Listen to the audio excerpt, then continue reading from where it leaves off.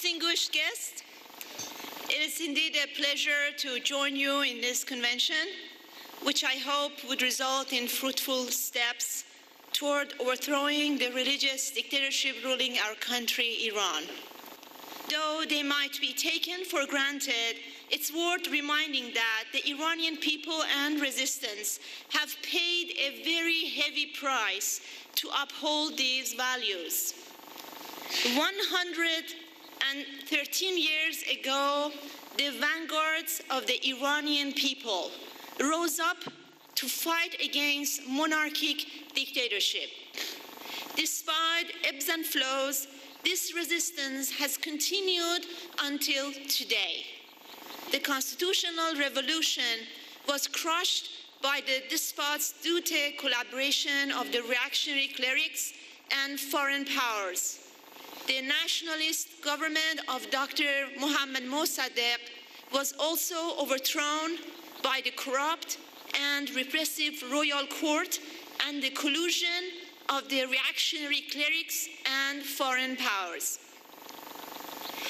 And the leadership of the 1979 anti-monarchic revolution was stolen by Khomeini and the mullahs. Religious dictatorship replaced monarchic dictatorship.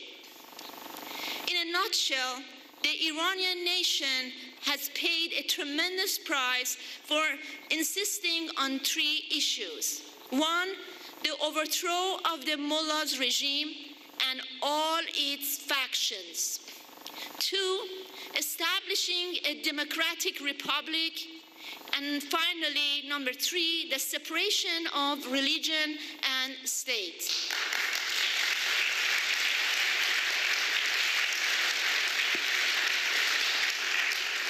These pillars form the basis of unity among different groups and personalities in this convention.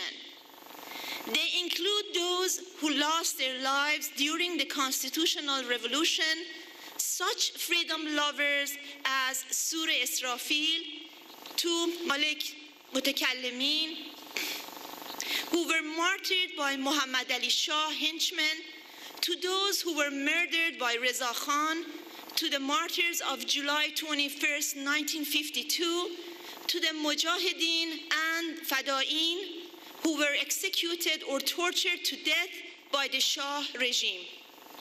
Yes, 120,000 martyrs for freedom are backing up these principles, joined by thousands of Iranians in exile in the United States and in Europe who are working round the clock as the basis of support for the resistant units inside Iran as they carry forward the major campaign to overthrow the regime.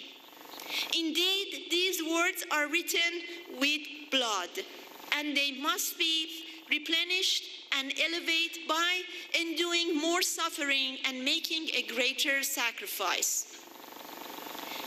At this point, please allow me to briefly touch upon the activities of the Washington office of NCRI and Iranians living in the United States who have played an irreplaceable role in the contributing to the adoption of firm policy vis-a-vis the ruling regime in Iran.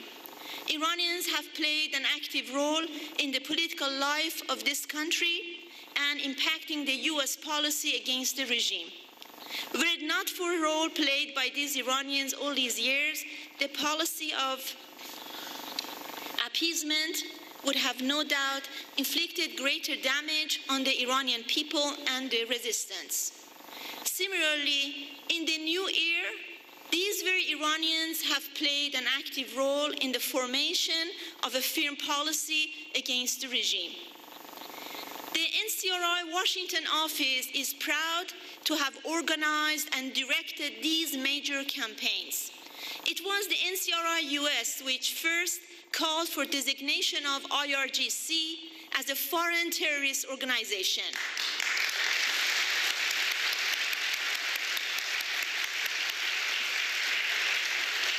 And backed it up with facts and documents we called for the sanctioning the office of the Supreme Leader and presented evidence of Khamenei's involvement in all major terror operations. We called for the designation of Javad Zarif, the regime's foreign minister, and published a book named Iran's Emissaries of Terror, which showed a trend about the Iranian regime foreign ministry in conducting terrorism abroad and how these embassies around Europe have been involved in all major terror operations and plots abroad, including the murder of 2 successive leaders of Kurdish Democratic Party of Iran, as well as the assassination of our NCRI representatives in Rome, Geneva, Istanbul, and other countries. In addition to dozens of rallies, demonstrations, and sittings, our compatriots succeeded in confronting the regime's demonization campaign and defend democracy and popular sovereignty.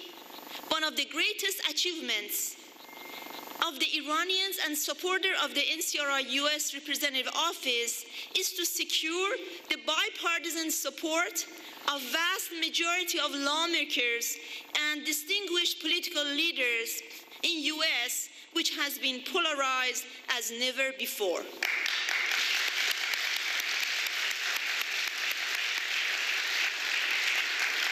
As many U.S. political leaders have emphasized, the issue of Iran and the Iranian resistance is one of the very few issues about which both Democrats and Republicans share the same view.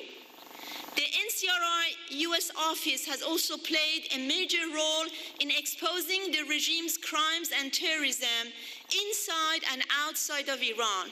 It was our office which first exposed the nuclear sites in Natanz and Iraq in 2002.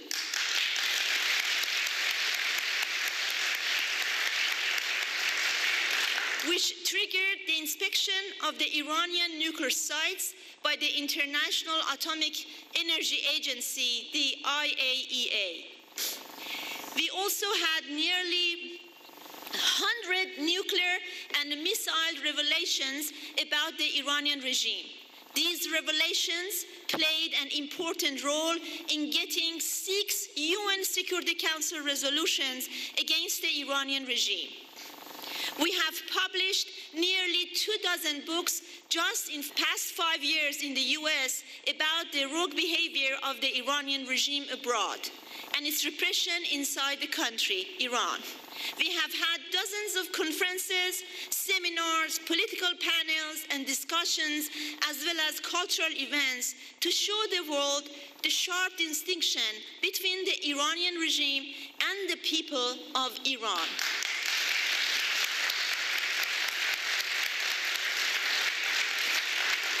We have shown the world that there is a viable alternative to the repressive rulers of Iran. All the world needs to do is to recognize the right of the Iranian people to unseat the repressive rulers and stop providing aid to the Iranian regime. In closing, I want to emphasize that we all have very serious responsibilities to fulfill the desire of the Iranian people, and that we are more hopeful than ever that the days of the mullahs are numbered.